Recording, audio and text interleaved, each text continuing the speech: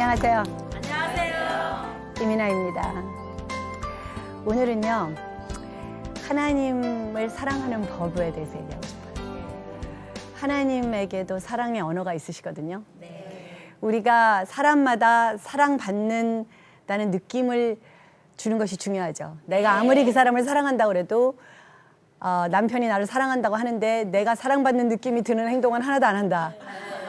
내가 오늘 당신 일찍 와, 내가 저녁 해놓을게. 그러면 그래 놓고 잊어먹고 까먹고 골프 시컨 치고 친구들한테 또 자기가 이겼다고 또 밥 다 사주고 그리고 새벽 1시에 들어와서 나는 지금 내가 맛있게 해놓은 음식이 다 식어갖고 혼자서 2인분을 다 먹었는데 여보 당신 사랑해. 그러면은 여자의 반응이 그래요? 하고 나오지 않죠? 네. 하나님도 마찬가지세요.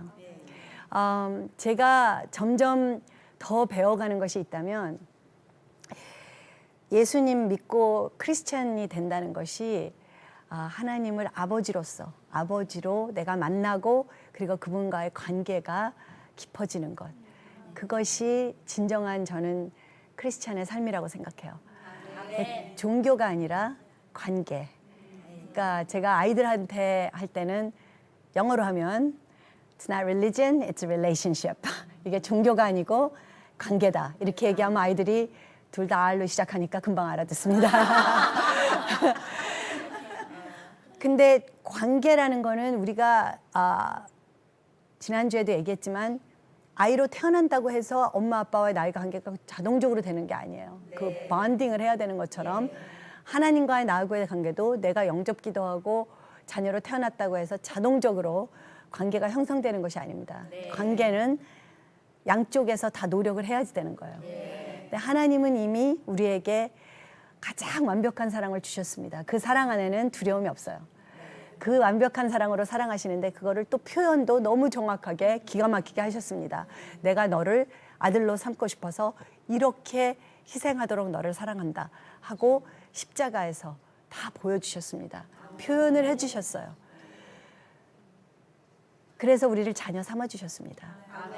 그래서 우리가 자녀가 되었을 때 하나님을 보고 하나님을 듣고 하나님을 느끼면서 아이가 자라면 갓난아기 때는 그냥 엄마 아빠 보면 빵시빵시 웃고 이쁩니다. 근데 그러다가 3살, 4살이 되면 내가 할 거야 이러고 애가 벌써 죄성이 있기 때문에 말을 안 듣고 자기 의지가 나와서 미국에서는 그걸 테리블 2라고 그럽니다. 미국 애들은 일찍 오나 봐요. 우리는 미운 7살이라 그러는데 미국에서는 끔찍한 2살이라고 합니다. terrible 2라고 그럽니다. 그래서 애들이 그 천사 같은 우리 아이가 갑자기 엄마 손잡고 잘 걸어가다가 나 혼자 갈 거야 탁 뿌리치고 가면 엄마가 마음이 아프죠. 왜냐하면 걔가 다치니까 마음이 아픕니다. 그래갖고 가서 잡으려고 하면 우리 엄마는 왜 이렇게 날 못 살게구나 하고 거기서 이제 울고 땡깡 놓고 어떤 때는 이제 텐트럼도 부립니다. 막 그 자리에서 누워가지고 난리를 치는데 한국 애들은 그래도 착한 것 같아요. 미국은 뭐든지 극단적인 것 같아요. 제가 보기에. 그러니까 애들이요 때를 써도 저는 그렇게 때를 쓰는 애들은 한국에서는 본 적이 없습니다. 아직까지는. 요새는 변했는지 모르지만 우리 나이 때는 그렇게 때를 썼다가는 집에 가서 정말 큰일 납니다. 그러니까 미리 알고 애들이 그래도 조금 징얼징얼 거리다가 칭칭거리다 마는데 미국 백화점에서 하루에 한 번씩은 봅니다. 제가 완전히 애가요 이 90도 각도로 뒤로 콱 넘어지면서 머리를 막 시멘트 바닥에다가 막 찌면서 데모를 합니다. 2~3살밖에 안 된 아이들이.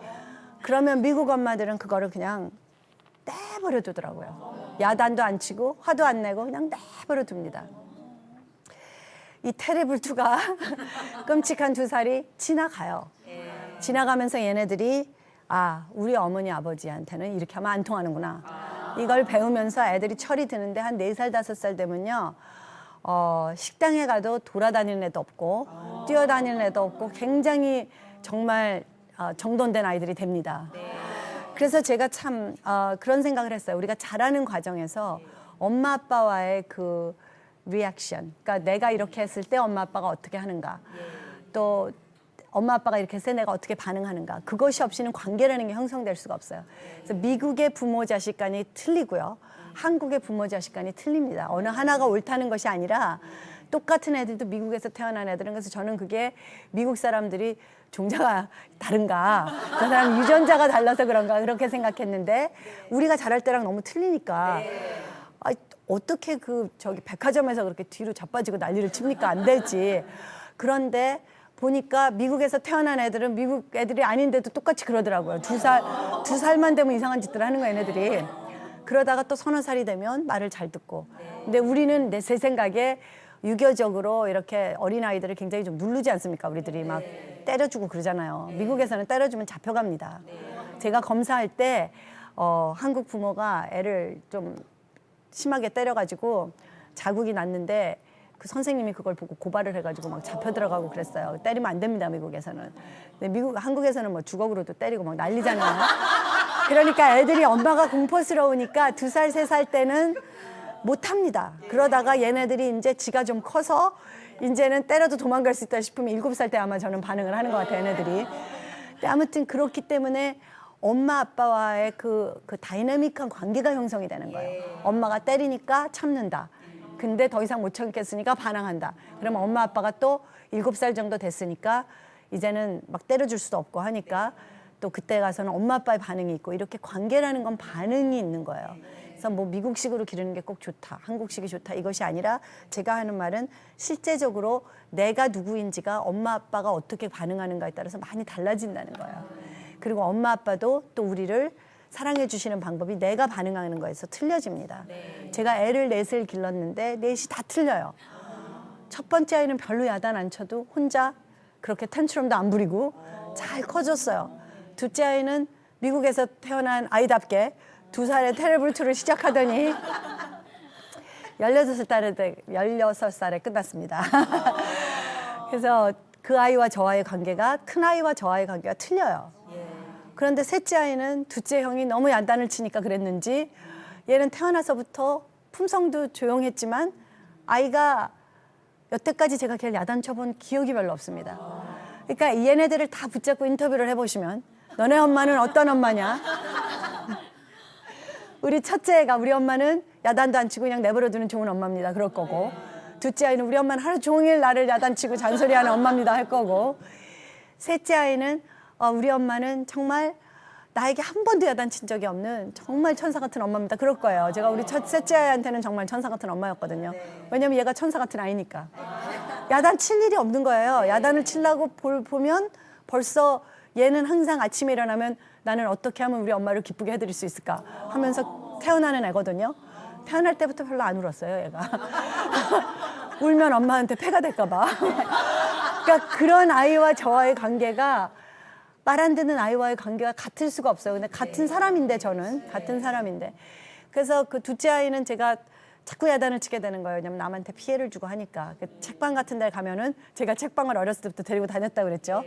그러면 온 동네 아이들을 다 때리고 다니는 거예요, 얘가 거기서. 그러니까 그냥 쫓아다니면서 남한테 피해 안 주게. 저는 어렸을 때 그러면 큰일 난다고 배웠기 때문에, 그래도 한국적인 엄마로 얘를 기르려고 하니까 얘가 나하고 점점 부딪히면서 얘는 얘대로 엄마는 나를 항상 미워해, 엄마는 나한테 항상 화를 내는 엄마야 하는 이미지가 딱 굳어버린 거예요. 그러다 보니까 엄마 말이라면 무조건 안 듣는 거예요. 엄마가 오늘 밥 먹자 그러면 밥 안 먹어. 학교 가자 그러면 학교 안 가. 그러니까 얘하고는 하루 종일 싸우게 되는 거예요. 근데 제가 그때 청소년 사역을 했었는데 우리 청소년 클라이언트들 사이에는 제가 천사로 소문이 났습니다. 왜냐하면 얼마나 제가 잘해줬겠어요. 일주일에 한 번 만나는 애들한테 잘해주기 쉽습니다. 그러니까 아주 교양 있게 하나님 얘기를 해주면서 애한테는 항상, 그리고 엄마들한테 뭐라 그러냐면 너무 야단치지 마십시오. 사랑해 주십시오. 사랑하면 다 됩니다. 이래갖고 남의 가정이 막 회복이 되고 그랬어요.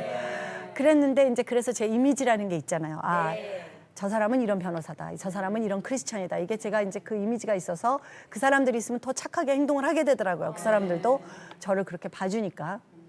그래서 그 중에 한 아이가 케빈이라는 애가 있었는데 얘가 날 너무 좋아하는 거예요. 그러면서 변호사님하고는 대화가 너무 잘 되는데 우리 엄마하고는 대화가 안 돼요. 그래서 나는 변호사님이 우리 엄마였으면 좋겠어요. 그래서 나는 또 내가 저 사람 제 엄마보다는 좀 낫지 하는 우월감을 가졌습니다. 그랬는데 이제 그 집이 우리 아이가 다니는 학교 바로 옆이었어요. 그래서 그 집에서 밥을 맛있게 먹고 애하고 있다가 그날따라 어떻게 시간이 좀 얘기하다 보니까 얘가 자기 속에 있는 얘기도 많이 하고 그러면서 막 울고, 그러니까 제가 시간을 딱 지킬 수가 없어서 늦어버렸어요. 애 픽업하러 가는 시간이. 그래서 케빈아 지금 애랑 이렇게 돌아다니다 그랬습니다. 그래서 너를 집에 데려다 주고 가려고 그랬는데 시간이 없다. 가서 우리 둘째 아이를 좀 픽업해서 그다음에 집에다 데려다 줄게. 그래갖고 우리 클라이언트 의뢰인과 나의 아들이 만나는 비극적인 사건이 벌어졌습니다. 그래가지고 얘를 픽업하는데 이 아이가요 말을 안 들어요. 그래가지고 차에 빨리 타. 그러니까 또 안 타고 또 저쪽으로 도망가는데 또 제가 열받아가지고 지금 여기다가 지금 제대로 파킹을 해놓은 것도 아닌데 제가 빨리 안 타면 저는 또 내려가지고, 그래서 손님도 있는데 창피하잖아요. 그래서 막 가가지고 또 이제 잡았는데 얘는 잡으려면 꽉 잡아야 됩니다. 안 그러면은 또 미꾸라지처럼 또 그냥 금방 가버리거든요. 그러니까 남들이 보기에는 제가 좀 애를 갖다가 너무 심하게 다루는 것처럼 보일 수가 있습니다. 우리 간의 관계를 모르기 때문에. 그래서 제가 얘를 갖다가 왼팔을 그냥 이렇게 그냥 잡으면 안 되고 탁 틀어서 잡아야 돼요. 그래서 잡아가지고 안 따라오니까 질질 끌고 차 그 딱지 먹거든요. 거기다 오래 세워놓으면. 그래서 엄마 지금 차 세웠으니까 안 돼. 처음부터 소리 지르는 게 아닙니다. 처음에는 말을 우아하게 합니다. 우리 클라이언트한테 하는 것처럼. 빨리 차에 타야 돼. 이렇게 이쁘게 말해요. 내가 말을 안 들으면 타야 된다니까. 이런데 안 맞으면 너 안 탈 거야. 그래도 안 들으면 너 죽을래? 이게 나옵니다. 왜냐하면 태워야 되니까. 얘가 그러니까 이 협박의 강도가 점점 높아져요. 근데 얘는 10이면 10에 가야지 말을 듣습니다. 그러니까 항상 소리를 지르게 돼요. 너 빨리 안 탈 거야! 그리고 소리가 나옵니다. 근데 여태까지는 아무도 안 보는 데서 그랬었기 때문에 괜찮았는데 저를 천사인 줄 알았던 우리 클라이언트가 너무 쇼크를 먹은 거예요. 우리 엄마랑 다를 게 하나도 없잖아. 그래가지고 제가 그날 너무 망신을 당했습니다. 그런데 얘가 우리 아들 보고 너는 참 니네 엄마가 이 사람이라서 좋겠다. 나는 니네 엄마가 우리 엄마였으면 좋겠다. 그날 얘가 저하고 아주 반등이 됐거든요. 그래서 저는 정말 이렇게 털어놓고 얘기할 사람이 하나도 없었습니다. 변호사님, 아이들은 참 좋겠네요. 얘가 막 그러던 조중이니까 이제 얘기를 한 거예요. 그러니까 우리 아이가요. 왜요? 다 그러는 거예요. 그러니까 니네 엄마 너무 나이스하고 좋잖아. 그랬더니 그러면 형이 가져가세요, 우리 엄마. 나는 우리 엄마만 보면 겁이 나요. 이러는 거예요. 제가 정말 인간관계라는 것이 참 내가 누구냐를 여러 사람한테 물어볼 때 얼마나 다른 얘기가 나올까. 그런 얘기를 하면서 그런 생각을 하면서 관계 형성되는 게 이렇게 힘드는 거구나. 그런 생각을 했는데 우리 막내딸은 또 딸이니까 또 틀립니다. 그런데 이 첫 번째, 두 번째 아이 때만 해도 제가 성숙한 부모가 아니었어요. 그러니까 실수를 많이 했습니다. 그리고 풀타임으로 일을 했어요. 저는 일에 대한 욕심도 있었고 일해야 되는 줄 알았어요. 저희 어머니가 항상 여자도 자기 직장이 있어야 된다 그렇게 길렀기 때문에. 근데 셋째 아이를 낳으면서 제가 둘째 아이 때문에 지친 것도 있었고 얘는 엄마 관심이 많이 필요한 애니까 제가 팔타임으로 줄였다가 막내가 태어날 때쯤 돼서는 완전히 일을 안 했어요. 그러니까 변호사로 그렇게 힘들게 일했는데 제가 1년을 쉬는 동안에 참 주위에서 핍박이 많았습니다. 왜 아깝게 쉬느냐 막 이랬는데 저는 이 아이를 내가 길러야 되겠다. 그래서 제가 완전히 제 혼자 힘으로 깐난애기 때 젖먹으면서 일 안 하고 기르내는 우리 막내딸밖에 없어요. 근데 어느 날 제가 참 놀라운 것을 본 것이 얘가 한 1살 반쯤 됐을 때인데 이제 2살이 거의 다 됐으니까 미국에서 태어난 애니까 얘도 말을 안 들어야 되지 않습니까? 여태까지는 애기라 하라는 대로 하더니 뭐를 하라 그러니까는 싫어 이러고는 고집을 부리는 거예요. 그래서 쟤를 내가 좀 저거는 내가 훈련을 시켜야 되겠다. 엄마한테 저렇게 하면 안 되지. 그래서 그렇게 하면 안 된다는데 고집을 부리는 거예요. 그래가지고서는 그날 처음으로 제가 이제 스팽킹을 했습니다. 엉덩이를 딱 때려줬어요. 그랬더니 얘가 너무 충격을 받은 거예요. 우리 엄마가 나를 때리다니. 그래갖고 울먹 하더니 으앙 하고 울면서요. 얘가 팔을 이렇게 벌리고 엄마 안아줘 그러고 나한테 오는 거예요. 그래서 제가 얘를 안아주면서 얘가 여자라서 그런가 아니면 내가 집에서 얘를 길러서 얘하고 내가 번딩이 돼서 그런가 참 틀리다. 첫 번째 3명 애들은요.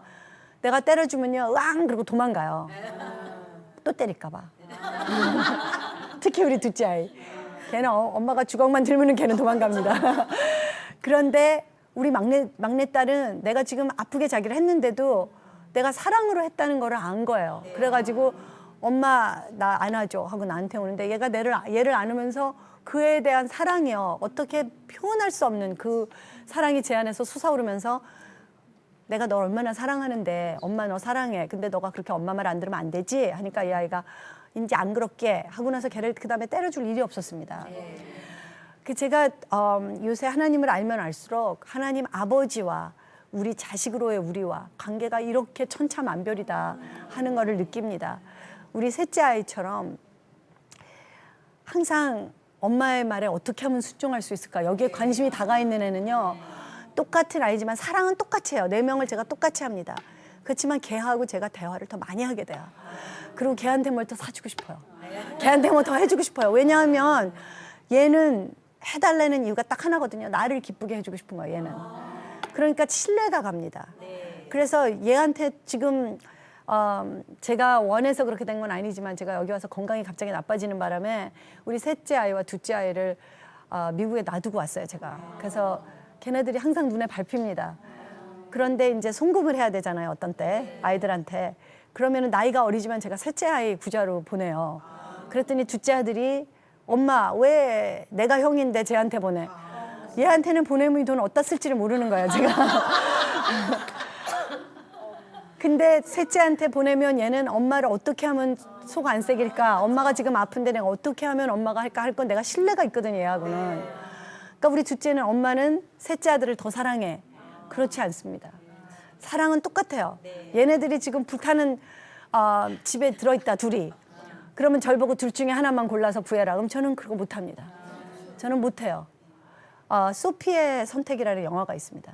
그 영화가 참 슬픈 영화인데 유대인들을 핍박하던 그 독일 병성들이 너무너무 비인간적인 행동들을 많이 했는데 그중에서도 정말 악한 행동을 한 것이 그 영화에 나오는 것이 이 소피를 괴롭히기 위해서 아주 마귀죠, 완전히. 그래가지고 아이가 둘이 있습니다, 얘가.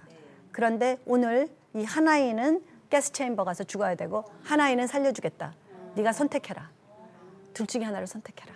엄마에게 이렇게 얘기했을 때 착한 애를 선택합니까? 나쁜 애를 선택합니까? 약한 애를 선택합니까? 강한 애를 선택합니까? 정말로 지금 둘 중에 하나는 죽어야 된다면. 또 이쁜 애를 선택해요? 못생긴 애를 선택해요? 엄마가 선택 못합니다, 그거는. 그래서 어렸을 때 제가 우리 엄마가 우리 동생을 더 사랑한다고 제가 항상 생각했습니다. 왜냐면 우리 동생이 우리 셋째 아들 같은 애고 제가 우리 둘째 아들 같은 애였던 것 같아요. 그러니까 엄마가 열심히 일하고 오면은 얘는 맨날 삐딱하고 셋째 아들은 그 우리 큰 동생은 엄마를 굉장히 좋아했어요. 엄마하고 따르고 하니까 엄마의 반응이 틀려질 수밖에 없죠. 근데 저는 항상 엄마가 우리 동생 편을 든다. 걔가 어리니까. 엄마는 어린애 편을 들 수밖에 없지 않습니까? 근데 제가 그게 삐져가지고요. 제가 그러니까 우리 어머니가 일을 하셨기 때문에 제 사랑의 탱크가 조금 부족했었던 것 같아요. 그런 상태에서 이 아이가 그 가뜩이나 지금 나는 더 받고 싶은데 엄마랑 시간을 더 보내고 싶은데 엄마가 저녁에 오면 나는 엄마를 독차지해도 손이 안 차거든요. 엄마가 오는 그날 그 순간부터 잘 때까지 나만 쳐다보고 나하고만 놀아주고 밥도 안 먹고 해도 지금 채워질까 많거든요. 딴 사람보다 제가 러브탱크가 좀 컸던 것 같아요. 다른 애들은 보니까 뭐 안 그러는데 저는 이렇게 독점력이 강했습니다. 그랬는데 5살 될 때까지는 아무튼 제가 5살 될 때까지 엄마 젖잡고 잤어요. 굉장히 엄마하고 이렇게 이 스킨십 하는 걸 굉장히 필요로 하던 애였습니다. 근데 우리 엄마가 애가 하나니까 귀찮지만 그냥 자꾸 자기 하고 엄마 옆에서 자고 그래서 겨우겨우 채워줬었는데 이 아이가 내 허락도 없이 태어난 거예요. 그래갖고 갓난 애가 태어나더니 내가 보니까 잘하는 것도 하나도 없는데 그냥 모든 관심이 걔한테로 다 하는데 제가 그때 인생의 첫 번째 상처가 제가 5살 때 아주 심하게 상처가 있어갖고 내가 없어져도 우리 엄마는 괜찮을 거야 하고는 제가 가출을 했습니다. 그래가지고 우리 할머니한테 들켜가지고 그냥 혼만 나고 그래서 다시 돌아왔는데 그 동네에 있는 공원에 가서 아무도 나를 안 사랑해. 뉘엿뉘엿 해가 지는데 왜 우리 엄마는 나를 안 찾아오는 거야 이러고 있는데 할머니가 얘 어디 갔니 그러고 찾아다니다가 저를 찾아가지고서는 혼만 났어요. 그러다 보니까 항상 우리 동생에게 제가 피해의식이 있었던 것 같아요. 제가 엄마의 사랑을 나한테서 뺏어갔어. 그러면서 이 아이하고 제가 그 경쟁심이 자꾸 생겼는데 엄마가 우리 그 어느 날 그러시는 거예요. 그러니까 내가 하도 샘을 내니까 엄마는 승무만 좋아하고 엄마는 승무만 좋아하고 그랬더니 야 5손가락을 다 깨물어봐라. 안 아픈 손가락이 있나. 그래서 제가 깨물어봤습니다. 가서 그랬더니 정말 엄지손가락도 아프고 둘째 손가락도 아프고 셋째 손가락. 그래서 엄마가 우리 동생하고 나를 똑같이 사랑하나 봐. 거기에서 제가 사랑하고 좋아하는 건 틀리다는 걸 깨달았어요. 사랑은 똑같이 하지만 다 좋아할 수는 없습니다. 그래서 예수님이 이제 사역을 시작하실 때 예수님이 태어나시자마자 하나님이 예수님을 너무나 사랑하셨어요. 좋아하셨죠. 그리고 좋아하는 거하고 신뢰하는 게 또 틀립니다. 사랑과 좋아하는 것과 신뢰하는 것, 그것이 다 틀려요. 그러니까 태어나는 그 순간 우리 부모님은 우리를 더 이상 사랑할 수 없는 사랑으로 사랑하십니다. 하나님 아버지가 우리 태어나는 순간, 영접하는 순간 더 이상 사랑할 수 없는 사랑으로, 완벽한 사랑으로 사랑하세요. 근데 하나님이 저를 항상 좋아하시는 건 아닌 것 같아요, 제 생각에. 어떤 때는 저건 안 되겠다. 저는 좋아하시지만 제가 하는 행동을 안 좋아하실 수가 있습니다. 그럼 저거는 내가 때려서 고쳐야 되겠다. 그게 사랑입니다. 왜냐하면 내가 좋아하는 아이니까. 내가 좋아하는 아이가 내가 싫어하는 행동을 할 때 아버지가 그것을 내버려 두는 것이 사랑이 아닙니다. 그래서 우리 아이한테 어떤 때 제가 그럽니다. 너 왜 그렇게 바보 같은 짓을 했어? 그러면 미국 애들은 되게 인권 보장이 잘 돼야 된다고 생각을 해요. 그래가지고 자기 인권을 침해했다고 난리가 납니다. 바보 같은 짓을 했다 그러면. 근데 뭐라 그러냐, 엄마가 나 바보라고 그랬어. 아니야, 나는 너를 바보라 그런 적이 없어. 너는 바보가 아니야. 너는 똑똑한 애잖아. 너는 엄마가 좋아하는 정말 똑똑한 내 딸이잖아. 근데 왜 그런 바보 같은 짓을 해? 그러니까 그 짓을 하지 말라는 소리지. 제가 이렇게 얘기합니다. 하나님이 우리를 항상 우리가 하는 모든 행동을 다 좋아하시는 건 아니에요. 근데 그것에 따라서 내가 맨날 좋아하는 행동만 하지 않고 하나님이 싫어하는 행동을 자주 하면 저를 신뢰를 안 해주십니다. 그 신뢰는 공짜로 받는 게 아니에요. 믿어주시는 거는 나의 행동에 달려 있어요. 그래서 예수님이 태어나시자마자 30년 동안 저는 하나님이 예수님을 완벽하게 사랑하셨다고 생각해요. 그리고 완벽하게 좋아하셨다고 생각해요. 그리고 예수님은 하나님이 싫어하는 짓을 30년 동안 하나도 안 하신 것 같아요. 그래가지고 30년 동안 신뢰가, 완전한 신뢰가 생겼습니다. 30살이 되셨을 때, 때가 되었을 때, 때가 찼을 때, 장성하였을 때, 이 장성한 자기 자식에게 하나님이 말씀하십니다. 그 말씀이 들리면서 관계가 변해요. 여태까지는 하나님과 아들이었는데 이제는 하나님과 아들로서 하나님을 대표하는, 이 땅에서 하나님을 대표하는 하나님의 사역자, 하나님의 대표자, 하나님의 대사, 그렇게 임명을 해주십니다. 그래서 하늘문이 열리면서 이런 소리가 들립니다. 이는 내 사랑하는 아들이니 내가 기뻐하는 내 아들이라. This is my son, my beloved son. 내가 사랑하는 내 아들인데, 그것은 내가 하는 행동하고 상관이 없습니다. 그것은 신분이에요. 태어나는 순간 우리는 다 하나님 아버지가 사랑하는 하나님의 자녀들입니다. So we're beloved sons and daughters. But he said, in whom I am well pleased. 내가 정말 기뻐하는 내 아들이라. 나는 이 아들을 신뢰한다. 내가 가진 모든 권한을, 권리를 내가 다 줄 만큼 내가 얘를 믿는다. 이렇게 아주 공개적으로 아들을 인정하면서 그 아들의 사역이 시작됐습니다. 그 이후에 3년 동안 이 땅 위에서 예수님은 하나님을 보여주셨어요. 우리에게 하나님이 하시는 말씀을 하셨습니다. 하나님의 대변자가 되었어요. 그러니까 하나님과 예수님과의 관계는 가까운 정도가 아니라 완전히 하나셨어요. 하나님이 하시는 것을 그대로 하셨습니다. 예수님이. 그것이 하나님이 원하시는 자녀의 모습이에요. 하나님의 사랑의 언어는 순종입니다. 우리가 하나님에게 하나님 사랑해요, 사랑해요. 아침부터 저녁까지 교회에서 하나님을 예배드리는 형제님과 자매님이 있습니다. 그게 나쁘다는 소리가 아니에요. 하나님이 원하시는 예배를 드릴 수가 있습니다. 그런데 하루 종일 그렇게 예배드리고 내일 또 그렇게 하루 종일 예배드리고 또 그렇게 하루 종일 예배드리고 그러면서 나의 삶은 전혀 변하지가 않고 그러다가 죽었다. 그러면 그것이 과연 하나님이 가장 사랑받는 느낌이 드실까요? 제가 그 생각을 했습니다.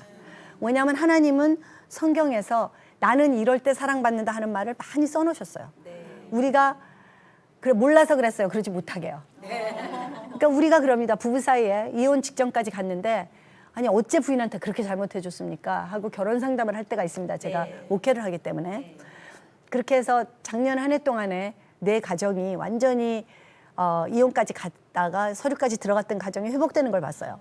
회복되는데 너무 싱겁게 되는 거예요. 왜냐하면 남편이 아내를 사랑하고 아내가 남편을 사랑해요. 근데 이 대화와 기대의 단절이 너무 오래 갔기 때문에 이 사람들이 완전히 딴 세계에서 살다 보니까 한 집에서 살 수가 없어지게 된 거예요. 근데 여자가 이러는 거예요. 우리 남편은 내가 원하는 걸 해주는 적이 없다. 그럼 원하는 게 뭐냐?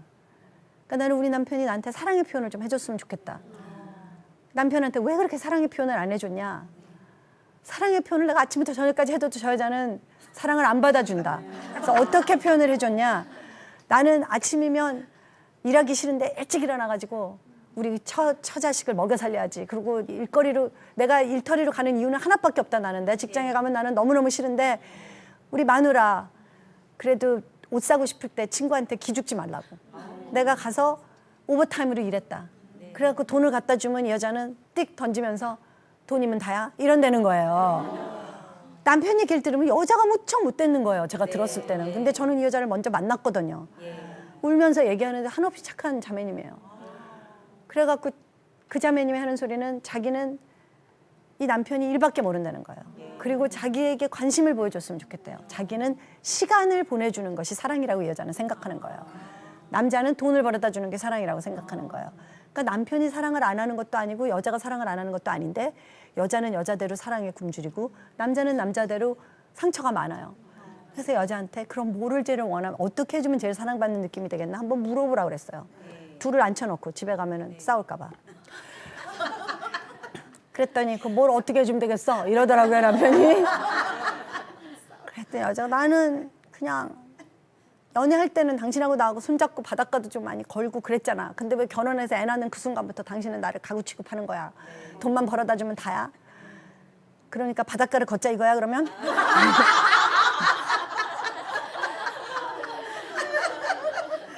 그 부부관계가 싱겁게 해결이 됐습니다. 바닷가 가서 한번 걷고 나서.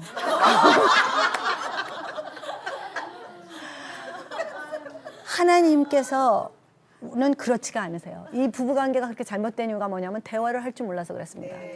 근데 하나님은 편지를 우리에게 자세하게 써서 보내주셨어요. 나는 이것이 나에게 사랑이다. 나는 이것이 너에게 바라는 거다. 네가 이렇게 해줄 때 나는 사랑받는 느낌이 든다. 나를 사랑해달라. 이렇게 충분히 설명을 해주셨어요. 요한일서 5장 3절 For this is the love of God. 이것이 하나님의 사랑이다. 굉장히 확실하죠? 네. 하나님 돌려서 말씀을 하시는 분이 아닙니다. For this is the love of God. 이것이 하나님이 생각하는 사랑이다. That we keep His commandments. 우리가 그의 계명을 지키는 것이 그에게는 사랑입니다. 제가 부모가 돼 보니까 그것이 이해가 갑니다. 왜냐하면 우리 딸이요. 엄마 사랑해 그러는데요. 제가 별로 사랑받는 느낌이 안 듭니다. 왜냐하면 얘는 저 뭐 해달라 그러는 거거든요, 사실은. 그렇다고 얘를 덜 사랑하는 건 아니지만 그 아이의 사랑 표현이 저한테 사랑으로 별로 느껴지지는 않아요. 얘는 막내니까. 받는 게 얘는 항상 당연합니다. 그런데 내가 정말 원하는 거를 얘가 나한테 해줄 때 내가 사랑받는 느낌이 듣겠죠. 그래서 크리스티야 나는 엄마가 너 사랑한다 그러지 말고 그냥 아침에 엄마가 너 3번 안 깨우고 한 번만 딱 깨웠으면 좋겠다. 학교 가기 전에. 너가 그렇게 엄마가 일어나라 그러는데 Leave me alone. 나 내버려둬 이러지 말고 내 엄마 이러고 네가 일어나면 엄마가 되게 사랑받는 느낌이 들 것 같다. 그렇게 얘기를 못 해줘요 제가. 저도 할 줄을 모르기 때문에. 그런데 하루는 큐티를 하다가 제가 이 5장 3절 말씀, 요한일서 말씀을 보다가 참 하나님은 사랑의 표현을 잘하시는 분이시구나. 나도 이렇게 해야 되겠다. 그래서 우리 딸과의 관계가 지금 개선이 되고 있는 중입니다. 그런데 아까 말한 것처럼 우리 셋째 아들은요. 항상 저를 기쁘게 해주려고 그런다고 그랬잖아요. 그러니까 걔하고 있으면 사랑받는 느낌이 듭니다. 사람은 사랑받는 느낌이 들 때 자기의 사랑도 표현할 수가 있어요. 그래서 걔하고 있으면 나도 모르게 자꾸 걔를 손을 잡게 되고 내가 너 사랑해. 그러고요. 얘가 나를 기쁘게 해주니까 나도 걔를 기쁘게 해주고 싶어요. 그래갖고 우리 집에 아이가 셋이 있는데 얘네들은 저만 보면 뭘 사달라고 그런 애들입니다. 근데 얘네들한테 보면 얘를 뭘 사주겠다. 나를 얘를 너무너무 사주고 싶다 하는 생각을 별로 안 하고 삽니다. 왜냐하면 할 시간을 안 줘요. 그런데 우리 셋째 아들하고 있으면은 항상 너 내가 뭐 사줄 거 없니? 너 내가 뭐 사줄까? 자꾸 그러게 되면 아니 괜찮아요 엄마 지금 돈도 없는데 괜찮아요. 그래도 얘를 어떤 때는 막 끌고 가서 사줍니다 제가. 근데 저만 그러는 줄 알았더니 우리 할아버지가 우리 첫째, 둘째, 넷째가 왔을 때 한 번도 그런 적이 없었습니다. 얘네들은 할아버지가 뭐 안 사주나 맨날 그런 애들인데도. 근데 우리 셋째 아들이 와서 그냥 할아버지, 할머니 공경하고 엄마 공경하고 하는 걸 보고 할아버지가 마음이 흐뭇했어요. 할아버지에게 사랑받는다는 느낌을 준 거예요, 이 아이가. 근데 떠날 때가 됐는데 우리 할아버지가 아버지께서 얘 너 뭐 컴퓨터 같은 거 있냐? 그러니까 우리 아들이 있어요. 뭐 필요 없습니다. 근데 사실은 우리 아들만 제가 컴퓨터를 안 사줬습니다. 왜냐하면 엄마가 돈이 딱 얼마가 있는데 사달라는 애를 먼저 사주게 되더라고요. 그래갖고 얘가 자꾸 양보를 하니까 셋째 아들을 제가 못 사줬습니다. 아직 경제적으로 작년에 조금 풍부하지가 못했기 때문에 돈이 생기면 사줘야지 하고 있어서 제가 좀 마음이 아픈 부분이었어요. 근데 둘째 아이하고 넷째 아이는 안 사주면 큰일이 나거든요. 막 오늘 사줄 거야, 내일 사줄 거니까 걔네들은 할 수 없이 빚을 내서라도 사줬습니다. 우리 셋째 아들이 컴퓨터가 없었는데 우리 아버지가 너 컴퓨터 없지? 그러길래 제가 저기 괜찮아요 아버지 하는데 우리 아버지가요. 저기 그 제일 새로 나온 거 최신형을 사줬어요 얘를. 그래서 그 중에서 제일 좋은 컴퓨터를 갖게 됐습니다. 하나님 아버지도 똑같습니다. 우리가 하나님 아버지에게 사랑의 언어로 하나님이 사랑받는다는 느낌을 드릴 때 그분도 자기의 사랑을 우리에게 표현하고 싶어서 오십니다. 어떤 인간관계든지 어떤 관계든지 관계는 마찬가지예요. 그러면 뭐 이렇게 해드려야 하나님이 준다고 해서 내가 해주냐 그게 아닙니다. 우리가 지금 원하는 것들을 하나님이 더 주고 싶어 하세요. 어머니의 마음은 아버지의 마음은 이 아이가 뭐를 주면 제일 행복해할까. 그런데 그것을 막는 수가 있습니다. 우리의 행동 때문에. 우리가 계명을 하나도 안 지키고 하나님이 하라는 거 하나도 안 하고 내 멋대로 살고 있을 때는 하나님 마음이 슬프세요. 사람은 자기가 슬프면은 저 사람한테 뭘 해주고 싶다는 생각이 별로 안 듭니다. 저 사람은 어떻게 고치나 하는 생각이 먼저 들지. 그래서 하나님과의 관계가 제가 변하기 시작한 게 몇 년 안 돼요. 우리 셋째 아들을 보면서 제가 변하기 시작했습니다. 나도 저런 아들이 되고 싶다. 내가 마음이 이렇게 기쁜데 하나님을 마음을 기쁘게 해드리고 싶다. 근데 어떤 때 내가 마음이 제일 기쁜가 했더니 걔가 내가 원하는 걸 해줄 때, 내가 원하는 행동을 할 때. 얘가 저한테 가끔씩 텍스트를 보내는데요. 엄마, 나 공부 열심히 하니까 걱정하지 마. 얘는 내가 뭘 제일 원하는지 아는 거예요. 얘가 지금 거기서 혹시라도 내가 아파서 여기 있는 동안에 공부 안 하고 그러면 어떡하나. 이걸 미리 알고 지가 엄마, 나 지금 공부 열심히 해서 지난 학기보다 성적이 더 올라갔어. 이뻐 죽겠는 거예요. 그러면은 너 필요한 거 없니? 이 소리가 그냥 나갑니다. 대화가 그렇게 돼요. 근데 제가 다른 애하고 누구라고는 얘기를 안 하겠습니다. 그런데 전화를 하는데 전화 받으면 엄마 나 이거 필요해 저거 필요해. 얼마 그래 송금할게. 그러고 나면 그다음에 너 뭐가 필요하니? 이 대화가 안 나옵니다. 어떻게 되냐면 너 좀 돈 아껴 써라. 학교는 잘 다니니? 잔소리가 나옵니다. 이 아이가 봤을 때는 왜 동생하고 전화할 때는 맨날 저렇게 뭐 사줄까? 나한테는 왜 잔소리만 해? 엄마는 쟤만 이뻐해. 그게 아니죠. 그게 아닙니다. 그래서 제가 항상 저는 하나님을 오해했어요. 하나님 나한테 잔소리만 하시는 분이야. 하나님 나한테 하지 말라는 게 그렇게 많아. 하나님 힘들어. 어느 날인가 제가 그걸 계시적으로 깨달은 것이 하나님에게도 사랑의 언어가 있구나. 내가 하나님이 듣고 싶은 말씀을 해드려야 되겠다. 내가 하나님이 기뻐하시는 행동을 해야 되겠다. 그렇게 마음이 바뀌고 나니까 관심이요. 하나님은 지금 무슨 말씀을 하시나? 하나님은 지금 어떤가? 우리 아이들이 다 같이 와도 제가 아파서 뭔가 도움이 필요하면 그걸 해주는 아이는 하나밖에 없어요. 왜? 걔는 저를 보고 있기 때문에. 걔는 제가 엄마가 뭐가 필요한가? 엄마를 어떻게 기쁘게 해주나? 그러니까 엄마를 알게 되는 거예요. 나도 하나님을 그렇게 사랑해야 되겠다. 하나님 지금 뭐가 마음이 아프십니까? 하나님 제가 어떤 기도를 하기를 원하십니까? 하나님 저의 인생에서 뭐를 해드리면 하나님이 기쁘시겠어요? 하고 물어보기 시작하면 하나님이 저에게 하는 대화가 바뀝니다. 여태까지는 하지 마라, 뭐 이거 하지 마라 하시던 분이 대화가 바뀌더라고요. 하나님이 저를 기뻐하시기 시작하시더라고요. 그러면서 기도 응답이 너무 쉽게 되는 거예요. 저는 우리 아이한테 너 뭐 갖고 싶어 했을 때 얘가 저한테 하는 게 기도죠. 말하자면 대화니까. 얘가 마지못해서 엄마 사실은 나 지금 계산기가 필요한데 됐어. 그 계산기는 이미 사진 겁니다. 그게 예언적 중보기도예요. 하나님이 뭐를 원하세요? 하고 내가 먼저 갔을 때 하나님이 내가 너무 기뻐서 자매님이 너무 이뻐서 너는 뭐를 원하니? 하나님 너는 뭐를 원하니?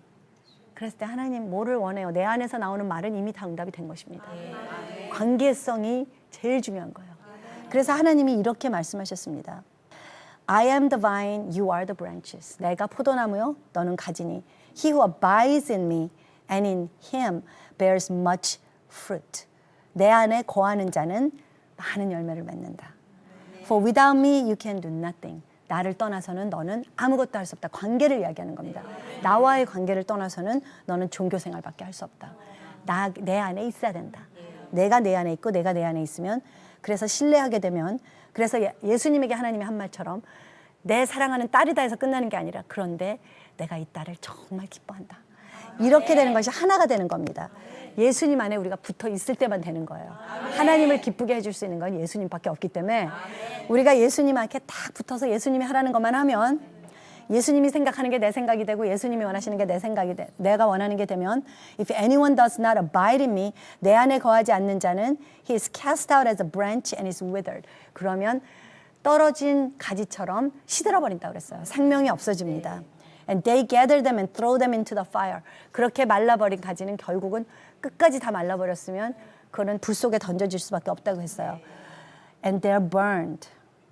If you abide in me, 네가 내 안에 있고, and my words abide in you. 내 말이 너희 안에 거하면, 내 계명이 너희 안에 거하면, 이 말은 내가 내 계명을 지키면. 근데 억지로 종교적으로 지키는 게 아니라 하나님의 말씀이 내 안에 와서 거하는 거예요. 하나님이 이웃을 용서하라. 그 이웃을 용서하라. 그 말씀이 내가 먹어서 내 안에 와서 나의 일부가 되는 거예요. 내 안에 거하는 거예요. 그래서 용서하고 싶은 사람으로 변해지는 겁니다. 하나님의 자녀답게 변해지는 거예요. So when my words abide in you and you abide in me, 내가 내 안에 거하고 내 말이 내 안에 거하면, and you will ask what you desire. 네가 원하는 무엇이든지 말해라. And it shall be done for you. 그러면 이루어지리라. 이것이 하나님과 내가 하나 되는 비밀입니다. 어떤 부모든지 자식과 이런 관계를 가지고 싶어요. 하나님도 우리와 이런 관계를 가지고 싶어 하십니다. 그러면 하나님이 내가 기도하는 것마다 들어주니까 나를 통해서 하나님이 사람들에게 어떻게 보이겠습니까? 기가 막힌 아버지로 보이겠죠. 그러면 사람들이 그 아버지를 갖고 싶겠습니까? 안 갖고 싶겠습니까? 야, 저 자매 아버지가 내 아버지가 됐으면 좋겠다. 이럴 때 자매님이 한박 같은 웃음을 가지고, 간증이 너무 많은 거예요. 자매님은 지금 우리 집에는 막 이것도 해결해 주시고 저것도 해결해 주시고, 어저께 막 쌀이 떨어졌더니 어떤 사람이 막 쌀을 가지고 오고 막 자랑거리가 넘쳐납니다. 그게 간증이에요. 자매님도, 근데 이 아버지가 자매님 아버지가 될 수 있는데 너무 간단해. 예수님만 영접하면 돼. 그러면 불교 신자든 무슬람 신자든 저는 예수님을 영접할 거라고 믿습니다. 아멘. 이것이 내 아버지에게 영광을 드리는 거예요. 너는 아멘. 일어나서 빛을 비추라. 아멘. 너의 빛을 보고 너의 착한 행실을 보고 내가 영광을 받는다고 하나님이 그러셨어요. 아멘. 처음 저 자매는 어떻게 저렇게 가정생활이 저렇게 남편한테 저렇게 할 수가 없어.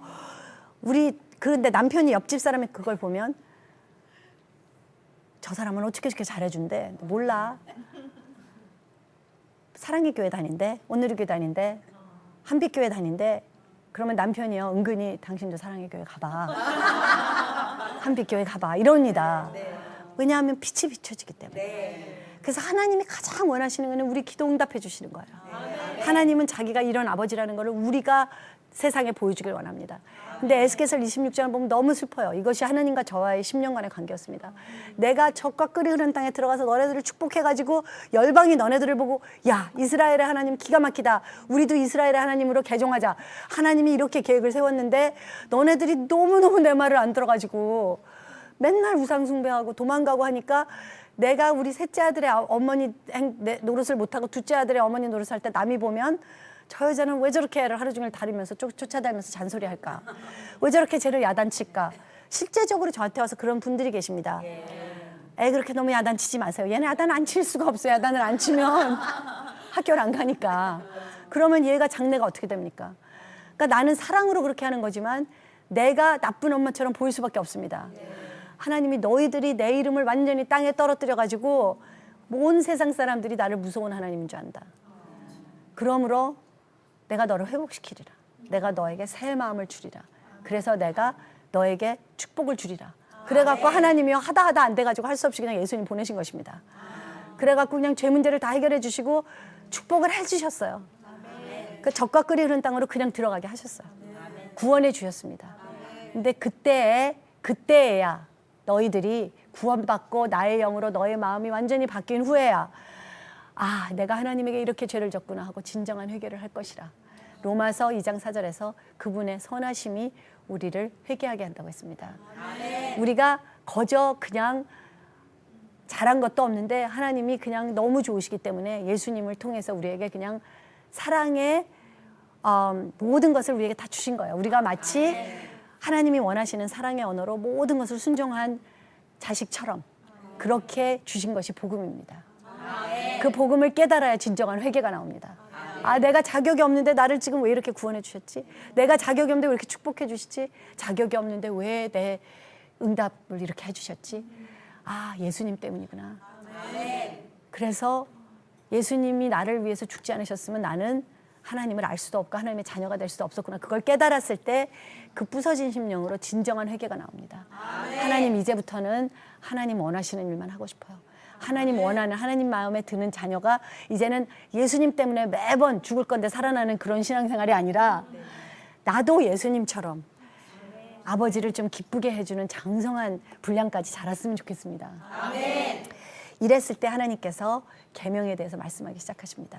내가 제일 기뻐하는 거는 네가 네 부모님을 공경하는 거야. 내가 제일 기뻐하는 거는 네가 내 이웃을 내 몸처럼 사랑하는 거야.